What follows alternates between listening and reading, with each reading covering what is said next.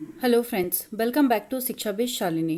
Friends, हम लोग RPSC के या किसी भी एग्जाम में आने वाले पुराने क्वेश्चंस का सॉल्यूशन यहाँ पर देख रहे हैं। साइंस के क्वेश्चंस के लिए आपको ये क्वेश्चन 100% करके जाना है अगर आप किसी कॉम्पिटिटिव एग्जाम की तैयारी कर रहे हैं तो, क्योंकि क्वेश्चन रिपीट्स होते हैं। आप इन्हीं पेपर्स को लगातार देखेंगे तो आपको लगेगा इन पेपर्स में भी पुराने क्वेश्चन रिपीट किए गए हैं। ये बात मैं आपको बार बार बता रही हूँ, करते रहिएगा। अगर आपको मेरे वीडियोस अच्छे लगे तो इनको लाइक सब्सक्राइब कर देना और प्लीज़ शेयर कर देना। आपकी चॉइस है, क्योंकि ज़्यादा से ज़्यादा बच्चों तक पहुँचेंगे तो वो लोग भी अपनी तैयारी को अच्छे से कर पाएंगे। ठीक है। और साथ में मैं भी इतनी मेहनत कर रही हूँ कि आपके लिए पहले सारे पेपर्स डाउनलोड करके क्वेश्चन ढूंढ रही हूँ और उनके सॉल्यूशंस आप लोगों को लेके आ रही हूँ। तो आप प्लीज़ शेयर कर देंगे तो मुझे थोड़ी सी हेल्प हो जाएगी। ठीक है, ओके।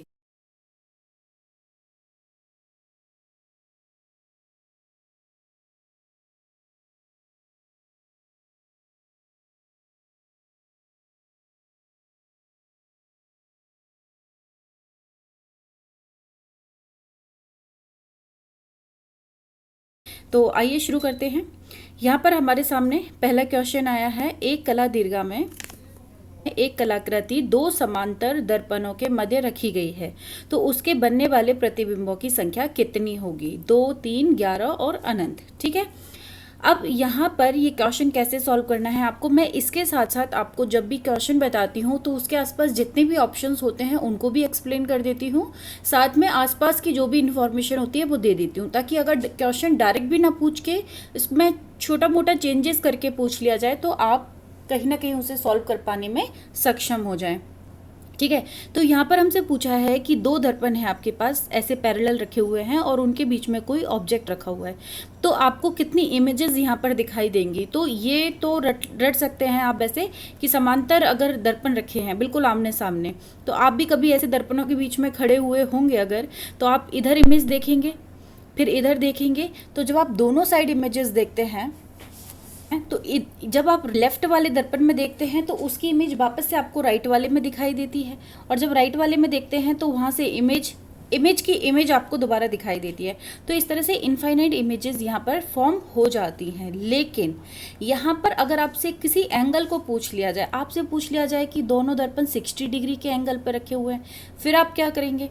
ठीक है। तो ऐसे में क्या करना होता है अपने को कि एक फॉर्मूला लगाना होता है, या आपसे पूछ लिया जाए कि 90 डिग्री होगा तो क्या करेंगे, या कुछ भी एंगल दे दिया जाए, तो आप इसके लिए जो नंबर ऑफ इमेजेस निकालेंगे वो कैसे निकालेंगे कि 360 में पहले आप भाग लगा देना उस एंगल का, है ना। मैं आपको करके दिखा दूंगी और उसमें से एक माइनस कर देना। मान लेते हैं आपसे 60 डिग्री के लिए पूछा जाए, तो आप क्या करेंगे इसमें कि 360 में पहले भाग लगाएंगे 60 का। 60 डिग्री अगर मान ले दे दें कि दो दर्पण हैं 60 डिग्री पे रखे हैं, और -1 कर देंगे, तो 360 डिवाइड बाई 60 इज 6, 6 छक्के 36, 6 आ जाएगा, और 6 में से एक गए तो 5, यानी कि कितनी इमेजेस बनेगी अगर 60 डिग्री पे होगा तो 5। इसी प्रकार से 90 से आप देखेंगे तो आंसर आएगा 3। तो अब आपको आसान हो गया होगा, आप इस फॉर्मूले को याद रख लेना। ये जो आपका फॉर्मूला है इसे आप याद रख लेना, तो आप सारे क्वेश्चन कर सकते हैं एंगल वाले। ठीक है, चलते हैं अगले क्वेश्चन की तरफ। निम्नलिखित में से कौन से जैव भू रासायनिक चक्र में समस्त अधोलिखित प्रक्रियाएं सम्मिलित होती हैं, जैसे संघनन, पिघलना, बाष्पोत्सर्जन, बाष्पीकरण, जमना, यानी कि condensation, melting, transpiration, evaporation, freezing, ये सब कौन सी साइकिल में होती हैं? ये पेपर बहुत ही ज़्यादा आसान था। सीधे यहाँ समझ में आ रहा है कि जो जल चक्र होता है, वाटर साइकिल, उसके अंदर ये प्रोसेस होती हैं।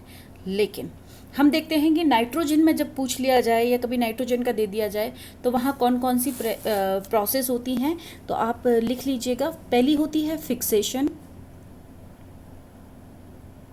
ठीक है। दूसरी होती है नाइट्रिफिकेशन,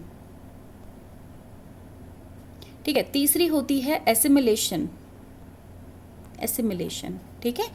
चौथी होती है ammonification, AMMO, ammonification, FICATION, ammonification. अगली होती है डीनाइट्रिफिकेशन, यानी 5 होती हैं। ठीक है। तो ये 5 प्रोसेस होती हैं जो कि किस में होती हैं, नाइट्रोजन चक्र में। लेकिन हमसे तो ये पूछी नहीं थी, हमसे तो पूछा गया था कंडेंसेशन, मेल्टिंग, ट्रांसपिरेशन, एवेपोरेशन और फ्रीजिंग। तो ये जल चक्र में होती हैं। ठीक है। जो लोग मेंस वगैरह की तैयारी करते हैं वो लोग इस तरह की जो टर्म्स हैं उनको याद रखें, क्योंकि आरएस मेंस में ये वाला टॉपिक भी इंक्लूड है। ठीक है, आगे चलते हैं। ये क्वेश्चन तो बहुत ही आसान है, ये शायद 6 क्लास की साइंस में जब पढ़ा होगा तब से हमें याद है। तो बहुत ही आसान क्वेश्चन है। क्वेश्चन ये कह रहा है आपसे कि एक चुंबक है जिसको आपने फ्रीली लटका लिया है, एक धागे से आपने एक चुंबक को लटका लिया है, तो किस दिशा में जाके ठहरेगा? तो वो डेफिनेटली उत्तर दक्षिण दिशा में जाकर ठहरेगा। ये क्वेश्चन तो मैं क्या एक्सप्लेन करूँ, मतलब ये बहुत ही आसान है। इसके अलावा बल का अंतर्राष्ट्रीय मात्रक क्या है? एसआई मात्रक। तो एसआई मात्रक होता है बल का जो होता है, फोर्स का, वो होता है न्यूटन। बाकी सबका देखते हैं कि जूल किसका होता है। तो आप देख सकते हैं जूल मात्रक होता है ऊर्जा का। अब ये वाला जो जूल ऊर्जा का मात्रक है, ये हमने लास्ट वीडियो जो देखा था उस वीडियो में 2-3 बार देखा था कि जूल किसका मात्रक है, ऊर्जा का। तो आप अगर आपने लास्ट वीडियो देखी है और आपको नहीं पता कि बल का मात्रक क्या होता है, तो आप देख के गलत कर सकते हैं कि भाई जूल तो नहीं होगा, क्योंकि हमें पता है जूल तो ऊर्जा का मात्रक होता है। ठीक है। इसके अलावा पाउंड किसका मात्रक होता है? ये वेट का होता है, भार या द्रव्यमान जिसे कह सकते हैं, WEIGHT, वेट। आपने देखा होगा जैसे आप केक वगैरह लेकर आते हैं या ऊन लेकर आते हैं तो वो पाउंड में नापी जाती है, ये SI यूनिट नहीं है। और पास्कल की अगर हम बात करते हैं तो पास्कल होता है आपका दाब का, प्रेशर का, है ना। तो आपको 4 यूनिट है, आपको चारों को याद रखना है, जिसमें से न्यूटन, जूल और पास्कल ये SI यूनिट है, पाउंड SI यूनिट नहीं है। चलिए, तो आपके लिए मैं यहाँ क्वेश्चन दे देती हूँ कि वेट का या द्रव्यमान, मास जिसे कहा जाता है, इसका SI यूनिट क्या होता है, आप ये मुझे बताएंगे। अगले क्वेश्चन की तरफ चलते हैं। PSLV का पूर्ण विस्तार क्या है, PSLV की फुल फॉर्म क्या है? तो PSLV की फुल फॉर्म होती है polar satellite launch vehicle. Polar satellite launch vehicle इसका आंसर होता है। अब ये जो व्हीकल्स होते हैं, ये जो पोलर सैटेलाइट लॉन्च व्हीकल्स होते हैं, ये लगभग लगभग 200 से 200 से 200 तो नहीं कह सकते, 250 से 300 या 350 के आसपास की हाइट जो होती है वहाँ पर लॉन्च किए जाते हैं। और एक आपसे कभी पूछा जा सकता है GSLV क्या होता है? तो इसका फुल फॉर्म होता है geosynchronous satellite launch vehicle. Geosynchronous, भूतुल्यकारी synchronous light satellite launch vehicle. ये 36,000 की हाइट पर उड़ते हैं। कितनी हाइट पर होते हैं ये? लगभग 36,000 किलोमीटर्स की हाइट पे ये रहते हैं, और जबकि पोलर वाले 250 से 300 पे होते हैं। ठीक है, अगला क्वेश्चन देखते हैं। अगला क्वेश्चन थोड़ा अच्छा क्वेश्चन है कंपैरेटिवली, क्योंकि अभी तक बहुत ही आसान क्वेश्चन आ रहे थे, तो ये मुझे फिर भी ठीक लगा। जब हम अपनी भुजा को सीधा करते हैं तो निम्नलिखित में से क्या होता है? तो देखिए, हमारी जो आर्म होती है, भुजा होती है, उसमें 2 तरह की पेशियां होती हैं। एक होती है बाइसेप्स और एक होते हैं ट्राइसेप्स। ठीक है, तो बाइसेप्स और ट्राइसेप्स क्या होते हैं? जैसे आप इमेज में देख सकते हैं कि बाइसेप्स जो होते हैं वो आगे की तरफ होते हैं, ठीक है, और जो ट्राइसेप्स होते हैं ना वो पीछे की तरफ होते हैं। यानी हमारी अगर भुजा है तो हमारा हाथ जिस ओर मुड़ता है, आगे की ओर मुड़ता है, वहां पर तो होते हैं बाइसेप्स, और पीछे की तरफ जहां हम अपने हाथ को मोड़ नहीं सकते पीछे की तरफ, वहां पर होते हैं ट्राइसेप्स। तो जब हम, और एक और बात बता दूं आपको यहाँ पे बहुत अच्छी, कि जो बाइसेप्स और ट्राइसेप्स है वो हमेशा ऑपोजिट काम करते हैं। अगर एक कॉन्ट्रैक्ट होगा तो एक रिलैक्स होगा, यानी कि एक सिकुड़ता है एक फैलता है, तो दूसरा सिकुड़ेगा तो पहला फैलेगा। ठीक है, तो उल्टा काम करेंगे। तो इसका मतलब ये है कि बोध वाला आंसर तो ये भी गलत है और ये भी गलत है, यानी कि बाइसेप्स और ट्राइसेप्स एक जैसा काम नहीं कर सकते। अब बात ये आती है कि जब हम अपनी भुजा को सीधा करते हैं, यानी स्ट्रेट करते हैं, तो क्या होता है? तो जब स्ट्रेट किया जाता है तो ट्राइसेप्स सिकुड़ता है, ये देखिए ट्राइसेप्स सिकुड़ता है और बाइसेप्स फैलता है, तो इसका आंसर ये होगा। और जब हम अपनी भुजा को मोड़ते हैं, ये हमने सीधा किया है, जबकि हम अपनी भुजा को मोड़ेंगे यानी हम अपने हाथ को ऊपर लेकर आएंगे अपने फेस की तरफ, तो आंसर आएगा 3। लेकिन हमने इस क्वेश्चन में पूछा गया था कि सीधा करने पर क्या होता है, तो सीधा करने पर ट्राइसेप्स सिकुड़ जाते हैं।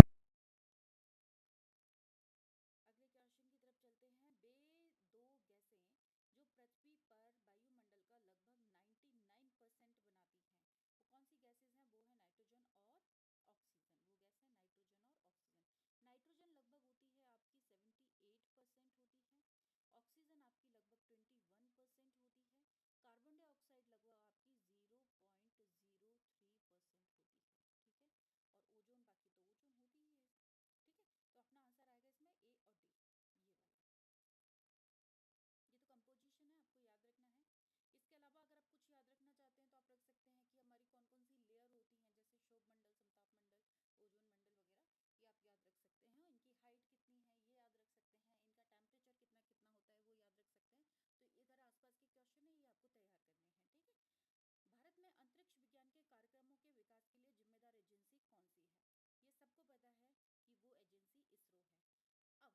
आपको याद रखना है। इसके अलावा अगर आप कुछ याद रखना चाहते हैं तो आप रख सकते हैं कि हमारी कौन कौन सी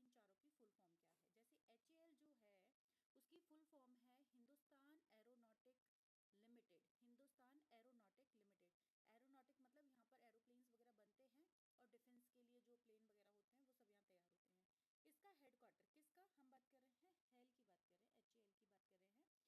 क्वेश्चन है, ये आपको तैयार करने हैं, ठीक है। भारत में अंतरिक्ष विज्ञान के कार्यक्रमों के विकास के लिए जिम्मेदार एजेंसी कौन सी है? ये सबको पता है कि वो एजेंसी इसरो है। अब यहाँ पर हमें देखने के लिए क्या कुछ एक्स्ट्रा देखा जा सकता है, वो ये देखा जा सकता है कि सबसे पहले इन चारों की फुल फॉर्म क्या है। जैसे HAL जो है उसकी फुल फॉर्म है Hindustan aeronautic limited, Hindustan aeronautic limited. Aeronautic मतलब यहाँ पर एरोप्लेन्स वगैरह बनते हैं और डिफेंस के लिए जो प्लेन वगैरह होते हैं वो सब यहाँ तैयार होते हैं। इसका हेडक्वार्टर, किसका हम बात कर रहे हैं, हेल की बात कर रहे हैं, HAL की बात कर रहे हैं। ये इसका जो हेडक्वार्टर है वो बेंगलुरु में है। इसका फुल फॉर्म मैंने बता ही दिया, हिंदुस्तान एरोनॉटिक लिमिटेड, बेंगलुरु में। इसरो का हेडक्वार्टर कहाँ पे है? इसरो का हेडक्वार्टर भी बेंगलुरु में है। बार्क क्या चीज़ है? बार्क है भाभा एटॉमिक रिसर्च सेंटर, यानी कि बार्क में क्या होता है कि जहाँ पर न्यूक्लियर रिसर्च होती है वो बार्क है, और इसका हेडक्वार्टर है बॉम्बे में। बॉम्बे यानी मुंबई, जिसे हम आज के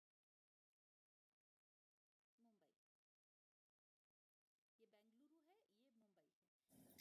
अब हम देखते हैं ICAR के बारे में। तो ICAR जो है वो होता है Indian council of agriculture research, ठीक है। तो यहाँ पर एग्रीकल्चर के लिए रिसर्च होती है, और इसका ऑफिस है दिल्ली में, इसका हेडक्वार्टर कह सकते हैं वो है दिल्ली में। अगला क्वेश्चन है हमारा, फ्लेवर सेवर एक आनुवंशिक रूप से संशोधित क्या है? तो फ्लेवर सेवर जो है वो सबसे पहले तो टमाटर है, इतना तो आपको याद होना ही चाहिए कि एक टमाटर होते हैं। ये इस तरह के टमाटर होते हैं जो टेस्ट को एनहेंस तो करते ही हैं, लेकिन साथ में इनकी सेल्फ लाइफ बढ़ा देते हैं। ये क्वेश्चन भी एक एग्जाम में पूछा गया है कि जो फ्लेवर सेवर टमाटर होते हैं वो एक्चुअली टमाटर में किस प्रकार का परिवर्तन करते हैं। क्या टमाटर की फसल सड़ती नहीं है, या टमाटर का कुछ जेनेटिक चेंज हो जाते हैं, उनका आकार बड़ा हो जाता है? ऐसा कुछ नहीं होता है। बस इसमें क्या होता है, टमाटर सड़ते नहीं है, ठीक है।